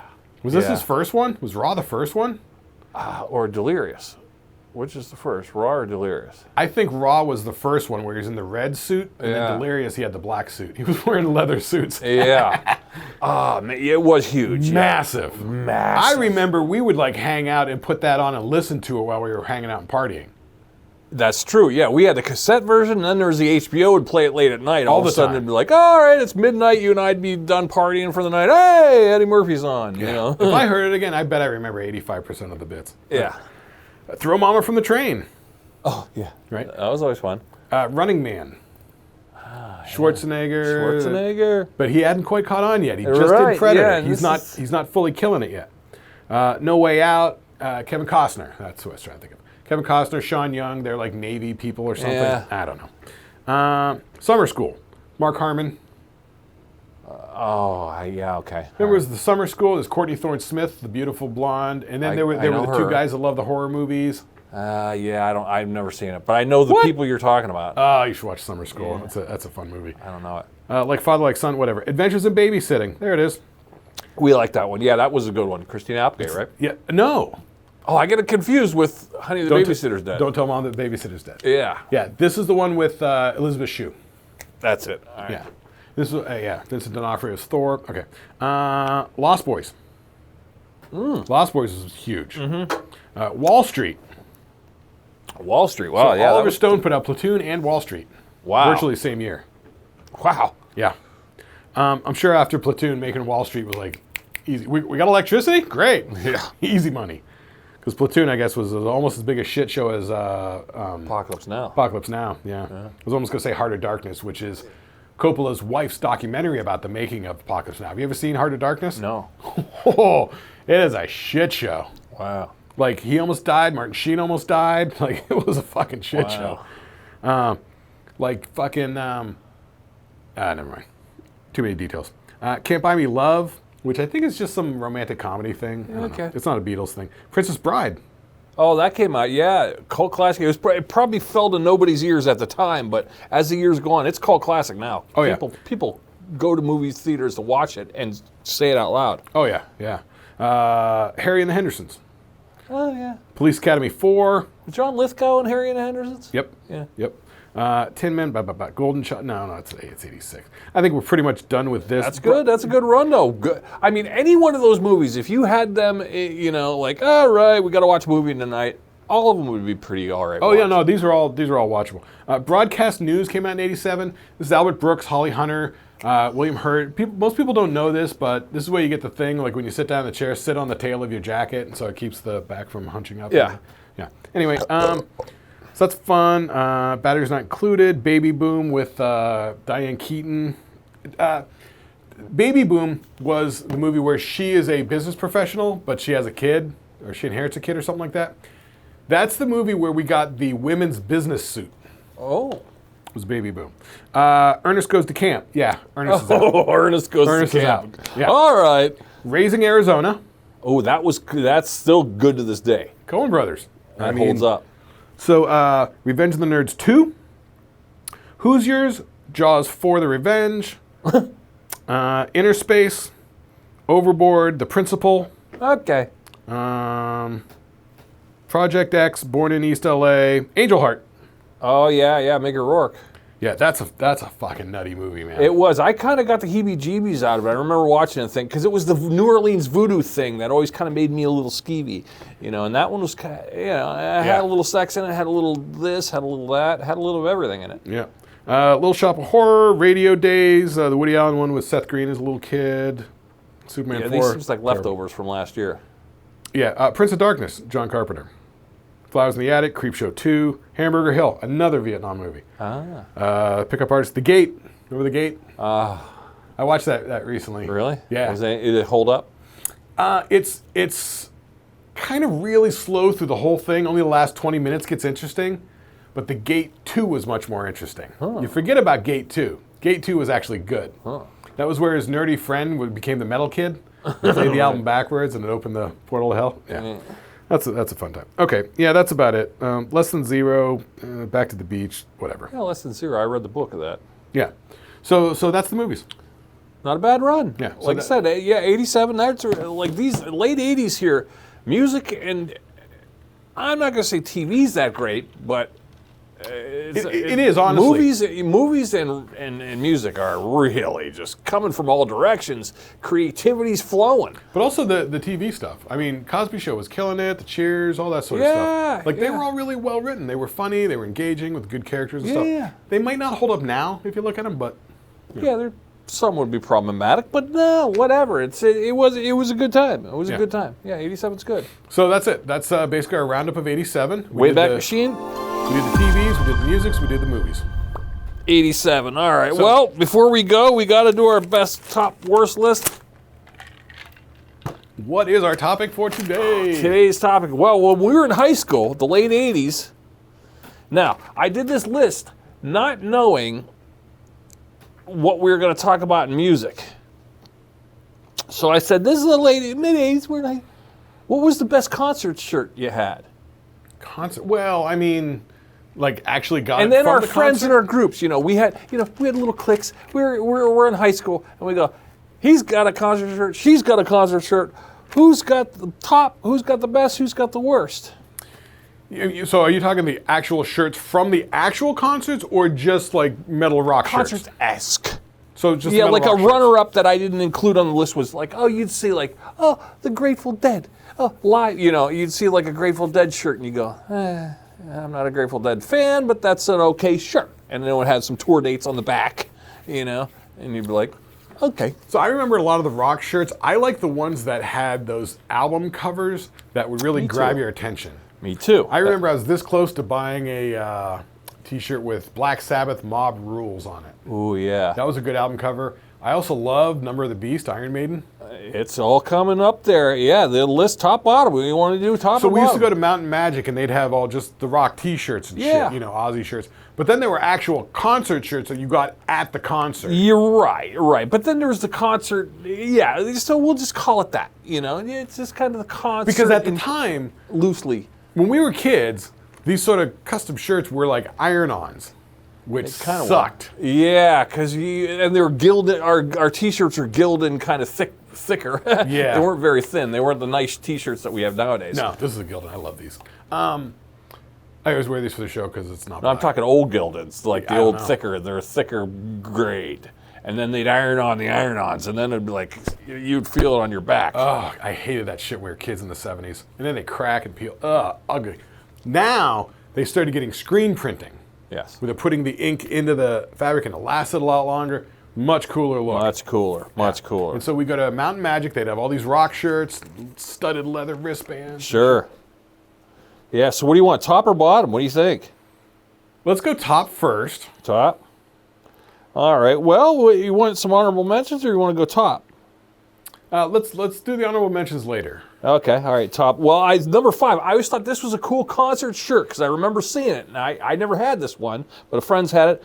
The Rush 2112 with the star with the guy reaching for it. Yeah, the kid reaching for the star. I tell you what, I'm not a big Rush fan, but that's another one of those ones. I was with Grignell, his friend with a big car stereo. Yeah. Rolling across Interchange Road, and they put on Overture and Temple to Syrinx, and I was like, holy fuck. Yeah. What is this? Yeah, when we were baked. That's a good bake album. And when it's like 130 decibels and you're trapped in a car. And when it picks up, it's like holy fuck. When it's galloping along. I'm not a Rush fan, but I know how to play that.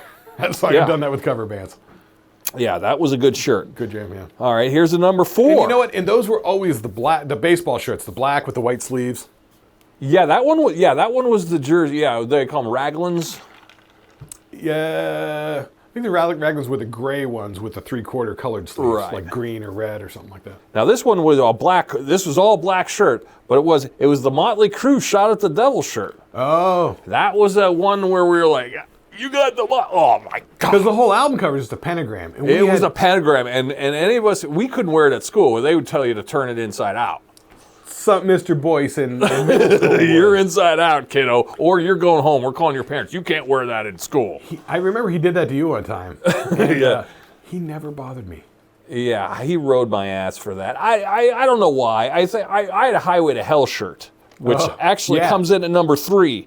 The Bon Scott Highway to Hell AC/DC. That's the one that he didn't like me having. Right, because it said hell. Yeah, it said Highway to Hell on it. And on the back it had some fake concert dates and stuff like that. I would tell you, my one sort of rock shirt that I had that was like very incendiary, my mom didn't even like it. It's not on your list, but I'll tell you when we're done. All right. It might have made the list. It did not.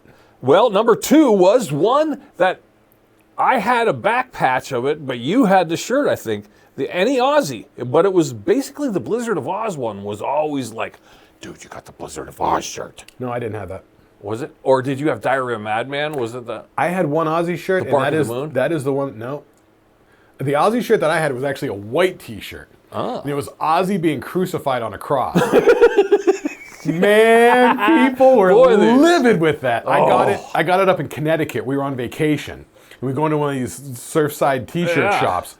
And they got this Ozzy shirt. And I'm like, oh, this is fucking going to make people crazy. And my parents did not want to buy. I think my dad let me buy it, and when my mom saw it, she was horrified. She's like, "You're not wearing that out of the house." I think I only wore it outside because it was the '80s Satanic Panic back then. So and the irony of that, our parents were pretty cool about it, but the general ethos was the Satanic Panic. Everyone thought Satan was corrupting our kids through the music. What little did they know, they were just selling records for these people. Yeah. That's what made us want it even more. Yeah, that's the whole PMRC thing. Yeah. All right, so Any Ozzy, number 3, like I said, number 3 was the Any old AC/DC shirt. Number 2 was the Ozzy. And the number 1, I got to say, concerts of them all, Any Iron Maiden. Yeah. Any Iron Maiden, because Iron Maiden were the masters of their domain, the artwork. Of the merch. Yeah, the merch. They had the Eddie character. And they would do, because they did, Number the Beast is Eddie puppeting the devil who's puppeting a kid. And then they did Power Slave, which was the ancient Egypt thing. And then they started doing it for singles. Oh, yeah. When they did Aces High, it's Eddie in a World War II Spitfire, doing a dogfight. They did, what was the other one? Live After, there's something like him Live After Death is where he's coming out of the ground. With the lightning, yeah.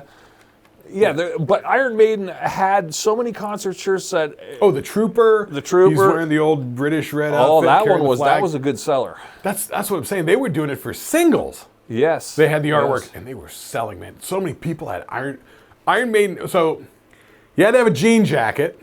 The jean jacket had a big patch on the back. That was your main one. Then you had little patches all over. Yeah. You had fucking AC/DC. Like every band, you just put them on there. Yeah. I remember in school, we would just sit there. They'd make us cover our books with like some sort of cover. Yeah. And so, we were poor. We just did brown paper bags. I just remember sitting there just drawing band logos all the time. Scorpions, Van Halen, Rat, Dokken, everything. Yeah, Scorpions, Kiss, whatever it was. Yep, Kiss, whatever we could remember. Yeah. Just lettering. So some honorable mentions. Now, I didn't mention this one because I didn't realize didn't come out till '87. But I don't think the shirt started flying until about '88. But the Guns N' Roses shirt was an honorable mention. Right. Because that had their 5 heads on it and they were on a cross. Well, don't forget, the actual album cover they had to put on the back, which was that painting. What was that? Of that rapey murder robot. Oh, the rapey murder robot with the girl with her pants down? Yeah, that's right. People did not like that at all. That caused the kerfluffle. Yeah, so that was an honorable mention. It was the Guns N' Roses. Also, honorable mention goes out to, I got to see some of the punk shirts. The Misfits was always, still to this day, is still iconic. I even had a Misfits shirt, and I wore it. People would be like, "You love the Misfits?" I'm like, "No, it's just a shirt, dude." Right, exactly. And some of our punk rock brethren, even though we're metalheads, the punk rockers. I remember people with the Exploited, where it's the skeleton with the mohawk and shit like that. Yeah, we wore that one. Clash. Same with the Sex Pistols too. If somebody had a Sex Pistols shirt or a Clash shirt, we would be like, "All right, you're cool. All right, I'll cross over for that. I'd wear it." We're kind of cool with that. So there we go for the top ones. Now, we're just talking late 80s. We're dumb metalheads at that point, so I'm just going from that point of view. But there's some bottom ones that some of our friends might have had, and you'd see them. They're quite common in our suburban landscape. But still not very cool. Not very cool, the bottom ones. Yeah, ooh. It's mostly just the bands. Yeah, I'd have to go number 5. Well, I mean, this shirt appeared everywhere, and it was that 80s drawing of the Duran Duran with the girl. Rio. The Rio drawing, album cover. Yes. It worked on girls, but if a dude wore it, you'd be like, dude, you're getting rolled. I think that's going to be your whole list here, because I love Duran Duran. I love that Rio album. The song Rio is one of my favorite songs still to this day. But girls could wear it. Yeah. But if a guy was wearing the Duran Duran shirt, you're getting I rolled. love Duran Duran. I would never walk around in a Duran Duran shirt. You'd get rolled. And I think that's going to be this whole list is stuff that girls could wear, guys could not wear. You're right. Now, an honorable mention, but this could actually go to number 4, because I had Go-Go's there, but fuck Go-Go. I like Go-Go's. The Grateful Dead. Yes. I always felt like any Grateful Dead, because I want to ban the tie-dye. I think the tie-dye looks horrible. Nobody looks good in tie-dye, let alone they had the cool skull. Right. Which I'll give them that. I like their little blue and red. The skull was cool, but the dancing bears is dumb. I hate the dancing stupid bears. But the skull was so cool, but it didn't fit the band. No, even the name didn't. Yeah, the name. That's a great name. You got to admit. Right. The Grateful Dead is a killer band name. Yeah, for fucking folky jammy shit. Yeah, it's like, you guys, So their shirt. You know what's hysterical on YouTube? There's a guy named Patrick H. Willems who does the best movie dives and shit. Sometimes in his videos he goes and visits his parents, and he'll say something. His dad is a huge Grateful Dead fan who has like all the bootleg tapes, and he'll go on and on about the Grateful Dead. And sometimes Patrick will like, "Hey Dad, tell me about wasn't this album the best Grateful Dead bootleg album?" And he'll go, "Oh no," and he'll go off. Yeah. It's hysterical. Like, I understand, I'm not a big jam band. I understand the jam bands, and it's cool, and I probably would have found that world. Like, Fish is actually pretty good, but Grateful Dead is boring as fuck. Yeah. And unless you're on 6 hits of acid, it stinks. Yeah.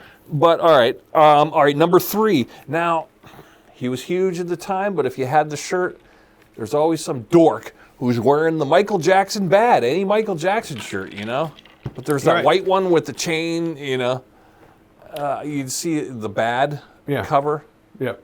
That was pretty common. You'd see that around. Yeah. I mean, you see like clueless 15-year-olds who don't know anything about Oh, music. you'd like, "I like hockey Michael check. Jackson." Yeah, they're getting stuffed in a locker. Yeah, they are. That's terrible. Stuffed in a locker. All right, number 2, kind of all right. If your parents took you, you shouldn't do it. And I learned this one in 5th grade, but sorry, you can't wear any kind of Broadway show. Anyone who had a Broadway, if you had a Phantom of the Opera, you had a Les Mis, if you had, I learned my lesson in 5th grade. My parents took me to see Annie, and I got a shirt. And I wore that Annie shirt the next day to school, and I got stuffed in the locker. I got made fun of. And then I said, from that day on, I will never wear a Broadway show theme shirt. I don't care if you're Phantom of the Opera. I don't care if you're Little Shop of Horrors. You're a nerd. Yeah. But also at this time, we couldn't see any of that stuff. No. Like, unless you went to New York City and saw the show, it's not like they put it out on VHS or something. It's not like they were running it on HBO. So we didn't have an appreciation for it. Now, we would see movie knockoff versions, that would be like, the movie adaptation. Yeah. Years later. Yeah. But, and I guess if I would have been taking them, if I would have seen more live shows like that, like nowadays I can appreciate it. Right. Back then I couldn't. Like I said with the Sweeney Todd episode, when you went to see Sweeney Todd. Yeah. I saw Sweeney Todd on HBO. Oh. HBO back in the early 80s was doing like HBO Broadway stuff. Yeah. And so they did, they would show the Sweeney Todd. But 20 years after it had come out, it's like once the Broadway run and then the off-Broadway run runs its course, then they consider making a movie. Like that Book of Mormon from the guys from South Park. Yeah. That's been huge for how long? 15 I know. When are they years? going to make that a new movie? 20 years? Once it stops making money. Yeah, is that it? Yeah. I kind of want to see that. Me and the girlfriend got to see it. Yeah, it's good. It's fucking funny. Now, I'd say also the bottom, now you're an idiot. We didn't like these people either. Even though we're metalheads, we're rockers. But if you had the Bon Jovi shirt. I knew Bon Jovi was going to come. Yes, because this is the thing. Girls could wear it. But if a guy who's not, a clueless, noob to the whole music scene is wearing a Bon Jovi shirt, why? Yeah, you're wearing a slippery when wet shirt. Right. You're getting rolled, dude. Right. You're getting hockey checked into the locker. Because, like, why are you wearing a Bon Jovi shirt? I love Bon Jovi. Really? Yeah. How much I you love even him? liked Bon Jovi, and I wouldn't wear the shirt. No, exactly. I got nothing against Bon. They wrote a lot of good songs. Yeah. They were a fairly solid band, but you're not wearing the shirt. No. Like the Dio, the Maiden, the Ozzy, the Black Sabbath, that's what you wear, Yeah, we wore, we Or you start diving deeper with the Overkill, the Anthrax, the Metal Church, Metallica, Yeah, you Megadeth. and I both had the Spreading the Disease shirt, didn't we? I think so, yeah. No. The guy on the gurney? That was from one of the EPs. Was it... It was like the guy on the table getting electrocuted. Was that the or something. Spreading Disease cover? Yeah, I think so. I don't even remember the cover of Spreading Disease. I just one remember of us had that T-shirt. I thought you did because it was kind of like had holes in it. I did, yeah. It was like worn down. Was that the cover? Huh. Yeah. Yeah. It had a reddish tint to it. Did it? The logo was Anthrax in red with the guy on the gurney. Yeah, the guy on the gurney, and you were seeing like the bottom of his boots and shit. Yeah, right. Yeah, I do. I think I did have that. Yeah. Yeah. And I remember when we went to see, did you go with me to see Def Leppard, Hysteria in '87 when they came through? Yeah, didn't they have Tesla open up? That Yes. was one of the 5 times I've seen Tesla. Yes. I got one of the Def Leppard Hysteria shirts, which was the black with the white sleeves. White yeah, three-quarter with the sleeves. half sleeve. You had I remember you having that shirt. Yeah. So that's a fun list. Yep, So I agree with that list, yep. Because it really is about the band and who the band is. yeah. Now, I left all the 90s shit off because the world opened up after about 91. Yeah. Oh, well. The floodgate opened up. Past Guns N' Roses, the floodgate were open. But pre-Guns N' Roses and Guns N' Roses was pretty much the dam was about to break. I mean, all of this metal stuff comes to an end at the end of 1991, early 92. To the grunge, yeah. When Nirvana came out. Right, which we'll get to in a few episodes. But, I saw Nirvana on 120 Minutes on did MTV, too. which was on Sunday nights, because I'd always be up writing my book report. And wasn't it the one when he came on and Kirk was wearing the yellow dress that with was the the head next thing? week on Headbangers Ball. Oh, was it? Yeah, I remember that's when I saw him They first. came on 120 Minutes, And they were just normal because it was sort of like the alternative show or whatever. Yeah. And they were just themselves talking about the thing, promoting it. And then the next week they're on Headbangers Ball and it's like over the top with the yellow big collar thing. I think he was making fun of the metalheads. He was. He was mocking. And that's what fucking cut the legs out from under all that fucking hair metal bullshit. Because by that point, 89, 90, 91, it was all power ballads. Yeah, hair metal ate itself. They ruined it. Finally found the love of a lifetime. Yeah, and all those ballads, it was more the record companies just making was. but because Whitesnake crushed it. yeah. White Lion did pretty good too. So they started being like, hey, half of it be ballads, half of it be rockers. And every rock band, every metal band would put out their first song, and then they'd have the hit song, and then the third song was the ballad. The ballad. And they would if not place the the second. record. Yeah, and it was such horseshit that it made everyone think they had the right one, It was ubiquitous and fucking annoying to us. I don't like the ballads.